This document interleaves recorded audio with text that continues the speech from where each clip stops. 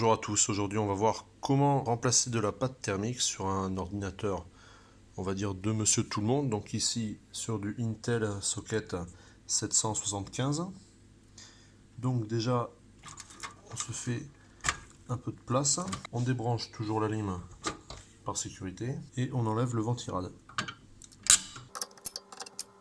qu'on débranche, on tire sur les tétons de fixation.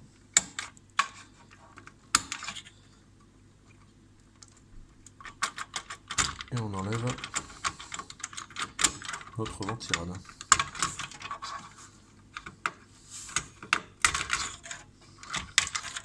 Ensuite, à l'aide d'un sopalin sur lequel on peut mettre un petit peu d'alcool, on va enlever la pâte thermique.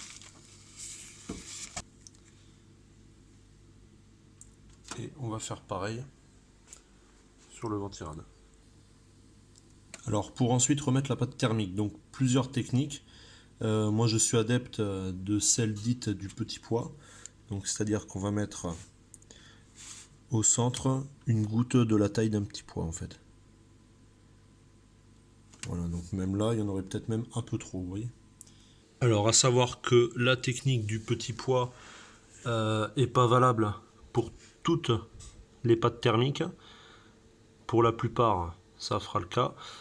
Pour d'autres plus haut de gamme, comme par exemple la Cryonaut de Thermal Grizzly ou la Gelite GC, qui sont pour moi les deux meilleures pâtes thermiques du marché, il faudra plutôt privilégier un étalement avec une spatule qui est généralement fournie. Donc ensuite je replace mon ventirad que je peux avoir préalablement nettoyé. Donc déjà je vais remettre droit les tétons de fixation, donc en les faisant tourner, et ensuite je viens positionner par dessus. J'aligne bien mes trous et je presse, toujours en diagonale, afin que la pression soit bien répartie.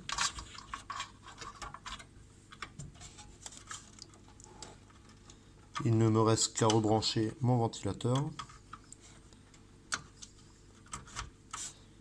Dans mon cas, ma carte mère. Et à tester tout ça. Voilà, donc vous avez vu comment remplacer de la pâte thermique. Vous voyez en effet que c'est très facile à faire. Merci à tous d'avoir suivi mes vidéos. Comme d'habitude, je vous invite à vous abonner, à partager et à liker si vous avez aimé. Merci à tous.